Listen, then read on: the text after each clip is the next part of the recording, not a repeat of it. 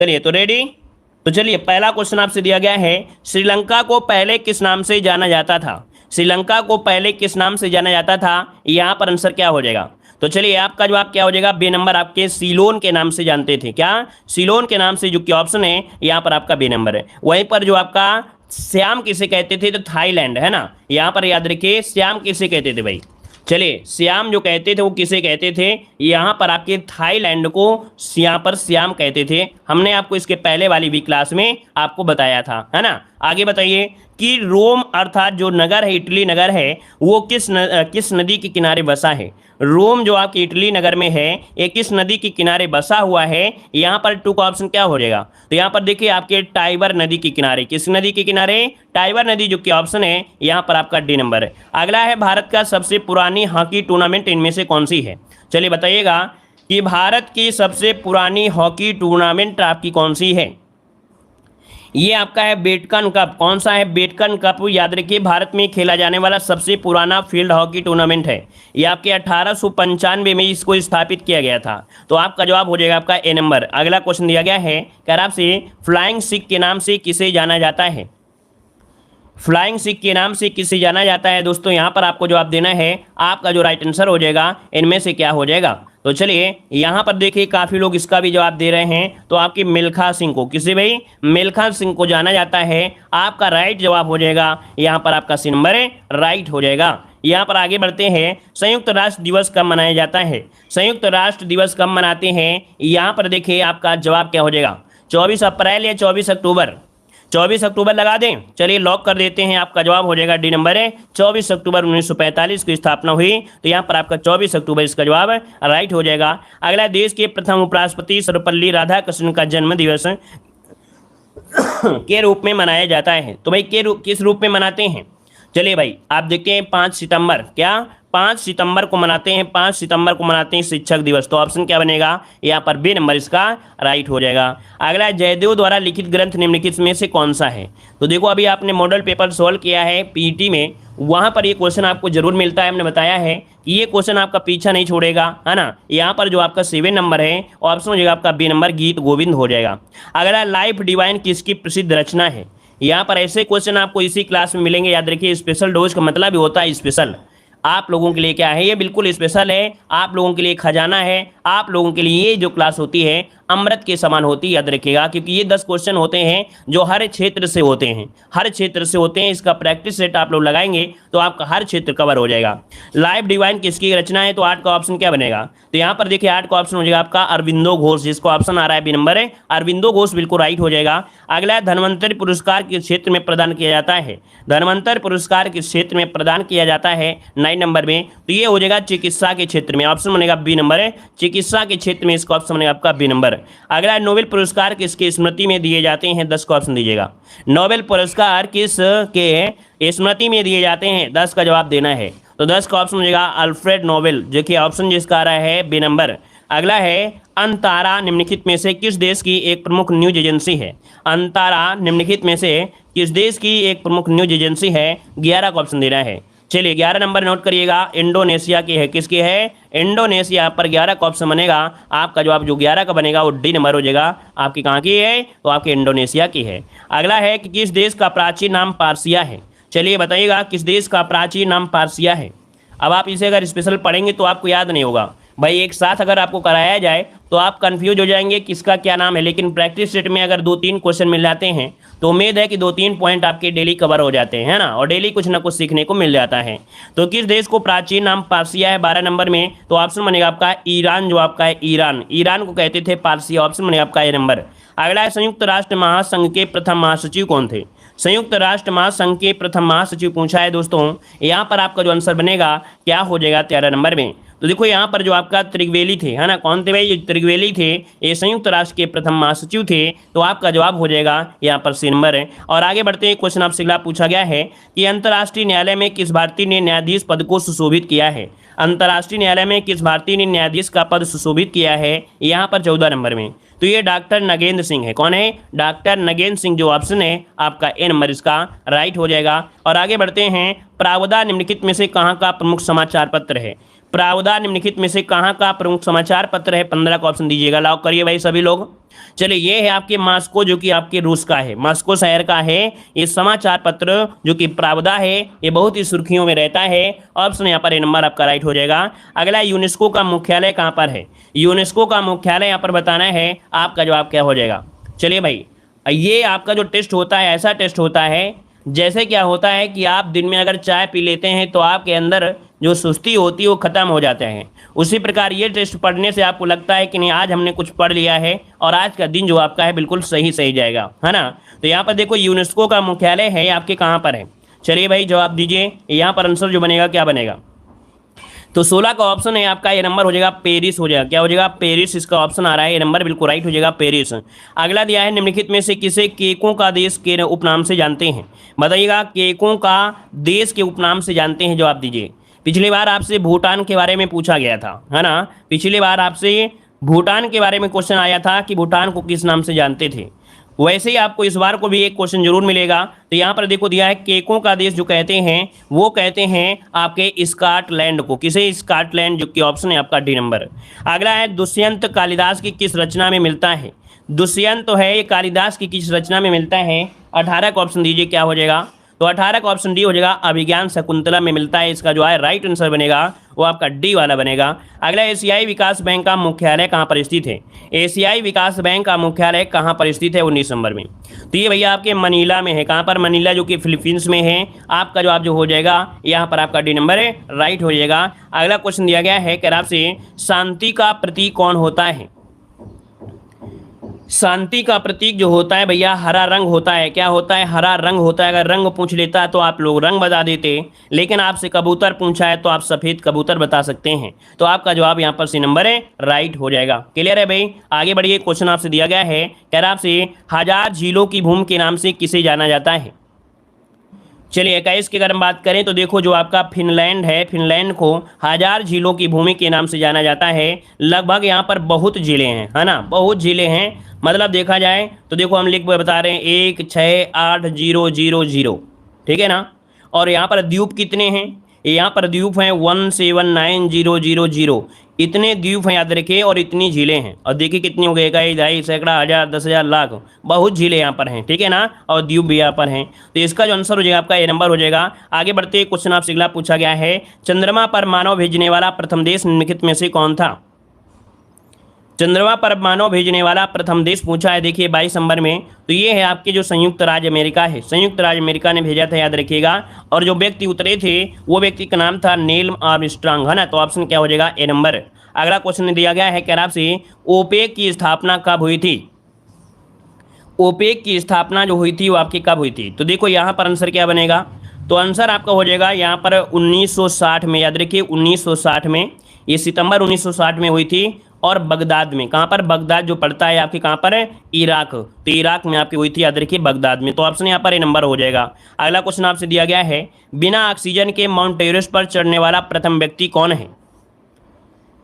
चलिए यहाँ पर जो आंसर है आपका राइट आंसर क्या हो जाएगा? 24 नंबर का जवाब देना है। 24 को ऑप्शन में से क्या हो जाएगा? तो ये है आपके कौन? आपके फूदोरजी। क्या है भाई? फूदोरजी। यहाँ पर जो आंसर है वो आपका ए नंबर हो जाएगा, फूदेरजी इसका आंसर है, राइट हो जाएगा, ठीक है। तो आपका जवाब क्या बन गया? ए नंबर इसका राइट हो गया। चलिए आगे बढ़ते हैं। क्वेश्चन आपसे अगला पूछा गया है कि ज्योति किस देश की मुद्रा है? ज्योति किस देश की मुद्रा है? ज्योति किस देश की मुद्रा है आपसे पूछा गया है। चलिए देखो एक हम पॉइंट बता दें, एक अगर आपको कभी ना मिले, क्योंकि वहाँ पर ये तो आपका ऑप्शन है, लेकिन यहाँ पर एक नाम है उनका, स्नो लेपर्ड। स्नो लेपर्ड अगर ये ऑप्शन में होता, क्या स्नो लेपर्ड के नाम से जाने जाते थे। ये नेपाल के पर्वतारोही हैं, है ना। और जो सचिव रहे हैं वो टीकाराम गुरुरंग ने कहा था कि अंगरीता शेरपा एक महान पर्वतारोही थे, ठीक है ना। लेकिन ऑप्शन में नहीं है, कहीं कहीं पर इसे आपको सही किया गया है। और नहीं तो आपके स्नो लेपर्ड अर्थात हिम तेंदुआ के नाम से जाने जाते थे। तो यहाँ पर आपके जो आपके हैं कौन? तो गुरु टीकाराम। तो यहाँ पर आपका हो जाएगा, लेकिन आपको मिला नहीं है तो आपको ऑप्शन यहाँ पर ए नंबर दे देना है। इस वाले क्वेश्चन में बहुत अपवाद भी आपके हैं, इसमें काफ़ी अपवाद आपकी मिलते हैं इस क्वेश्चन में। आप लोग भी एक बार और सर्च कर सकते हैं, ठीक है। अंगूर दी आपका हो जाएगा। यहाँ पर देखो दिया है, ज्योति किस देश की मुद्रा है?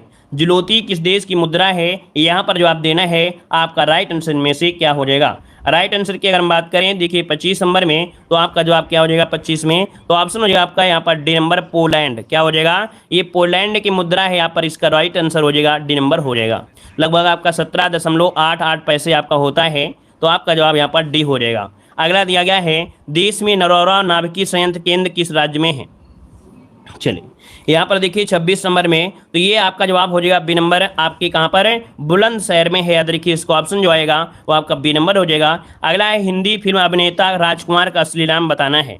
चलिए भाई यहाँ पर बताइएगा कि जो आपके राजकुमार थे, है ना, बताइएगा हिंदी फिल्म अभिनेता राजकुमार का असली नाम क्या था। कितने लोग जानते हैं भाई, हाथ में चिलिम लगाए रहते थे हमेशा, है ना, क्यों भाई, और इन्हें जॉनी के नाम से जानते थे। याद रखिए यहाँ पर जो 27 का ऑप्शन है वो आपका हो जाएगा भूषण पंडित। क्या, भूषण, कुलभूषण पंडित, इनका असली नाम था कुलभूषण पंडित, कुलभूषण पंडित था। और इनको प्यार से जो लोग रहते थे इनको क्या बोलते थे भाई, यहाँ पर इन्हें बोलते थे जॉनी। क्या बोलते थे भाई, इन्हों प्यार से इन्हें जॉनी के नाम से इन्हें जानते थे। और यहाँ पर ये जो आपके 1940 में थे, 1940 में मुंबई आए थे और मुंबई पुलिस में ये सब इंस्पेक्टर के रूप में काम करने लगे थे। ठीक है, मुंबई में सब इंस्पेक्टर के रूप में काम करने भी लगे थे, याद रखिएगा। तो याद रखिएगा कि इनका कुलभूषण इनका असली नाम था। प्यार से इन्हें, जिन्हें निक नेम बोलते हैं, निक नेम से इन्हें जॉनी के नाम से बुलाते थे। आगे बढ़ते हैं, क्वेश्चन आपसे अगला पूछा गया है, भारत रत्न से सम्मानित फिल्म जगत के प्रथम व्यक्ति कौन थे। क्वेश्चन नंबर 28 देखो यहाँ पर छूटा जा रहा था। भारत रत्न से सम्मानित फिल्म जगत के प्रथम व्यक्ति थे सत्यजीत राय, है ना, सत्यजीत राय, जो कि 1992 में ये आपको सम्मानित किया गया था। तो ऑप्शन यहाँ पर ए नंबर हो जाएगा। अगला दिया गया है, कह रहा आपसे प्रोफेसर अमर्त्य सेन को किस वर्ष अर्थशास्त्र का नोबेल पुरस्कार मिला था। तो देखो भाई यहाँ पर जो आंसर है आपका राइट क्या हो जाएगा। चलिए 29 नंबर की अगर हम बात करें तो आपका आंसर में से राइट क्या हो जाएगा। चलिए भाई क्वेश्चन नंबर आपका आ गया है यहाँ पर 29 नंबर में, तो ऑप्शन सी हो जाएगा 1998 में। कब, 1998 में मिला था, ऑप्शन हो जाएगा आपका सी नंबर। अगला दक्षिण सार का जो सदस्य संख्या है वो कितनी है। चलिए 30 का जवाब देना है, यहाँ पर बताना है कि सार्क का जो सदस्य संख्या है वो कितनी है।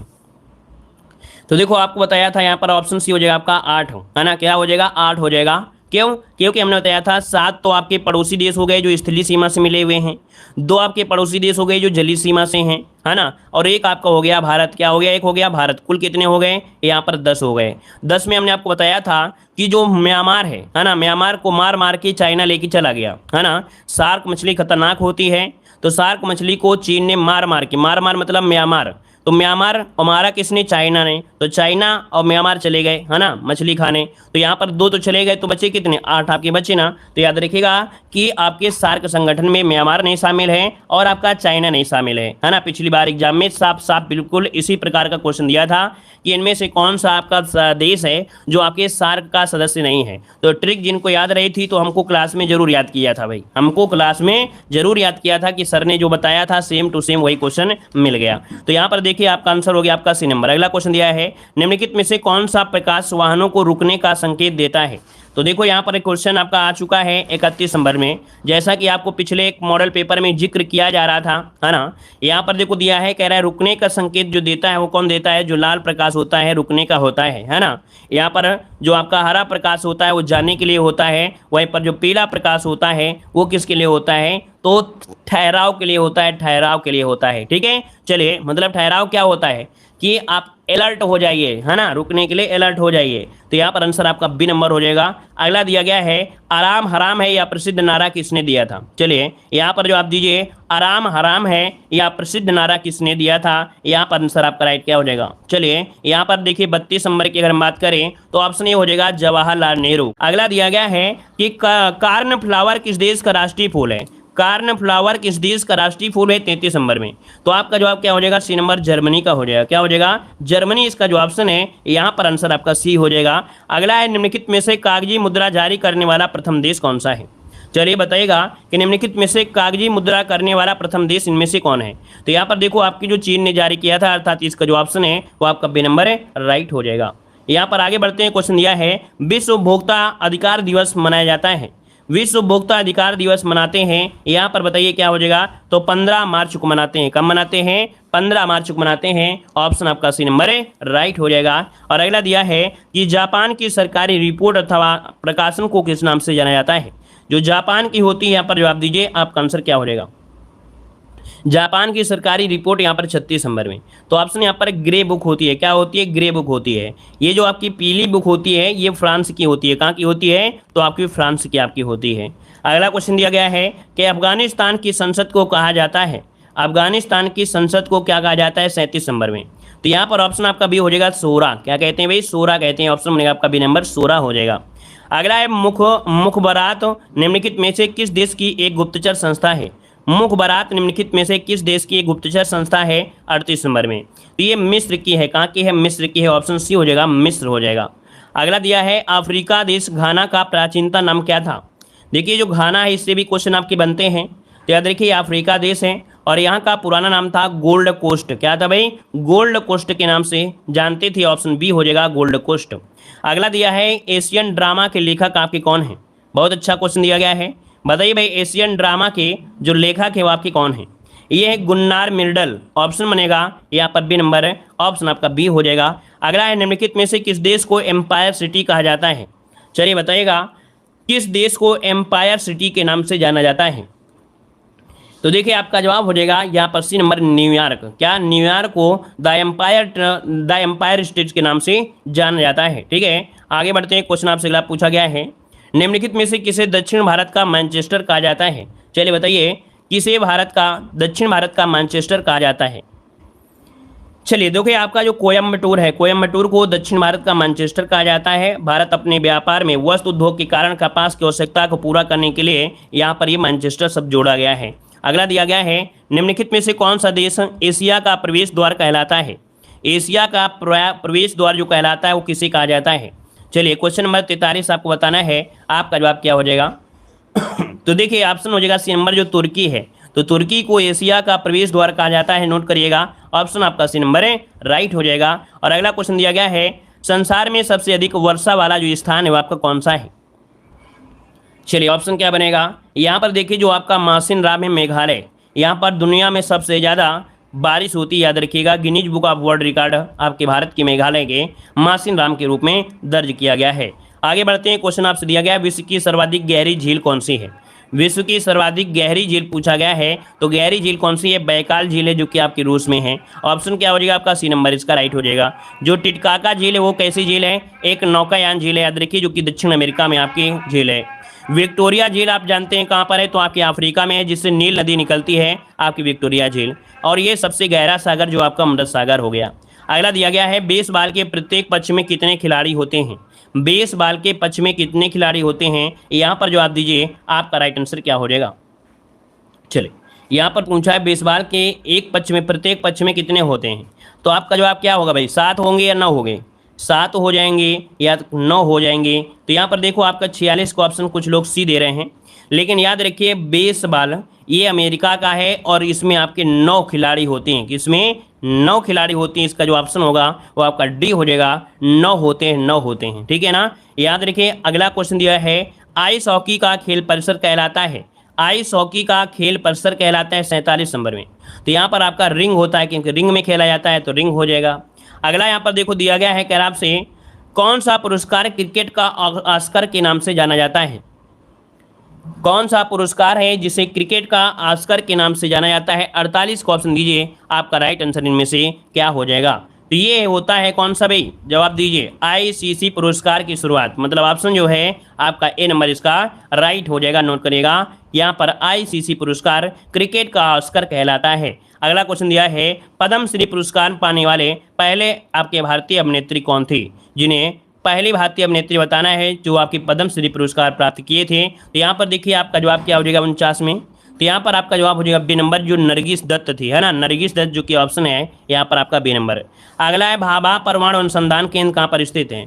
भाभा परमाणु अनुसंधान कहाँ पर है 50 नंबर में। तो ये आपके ट्राम्बे कल्पक्कम जो कि ऑप्शन बनेगा आपका डी नंबर राइट हो जाएगा। भाभा परमाणु अनुसंधान केंद्र कहाँ पर स्थित है, तो देखिए आपका जवाब आ गया है आपके ट्राम्बे, है ना, मुंबई में स्थित आपका है। तो आपका जवाब क्या हो जाएगा यहाँ पर डी नंबर। और यहाँ पर कह सकते हैं किसके नेतृत्व में आरंभ किया गया था, तो ये आपके डॉक्टर होमी जहांगीर भाभा के नेतृत्व में आरंभ किया गया था। तो आपका आंसर क्या हो गया डी नंबर। और इस प्रकार से आपकी जो क्लास थी वो भी आपकी कंप्लीट हो जाती है। चलिए धन्यवाद सभी को, जय हिंद, सभी को वंदे मातरम।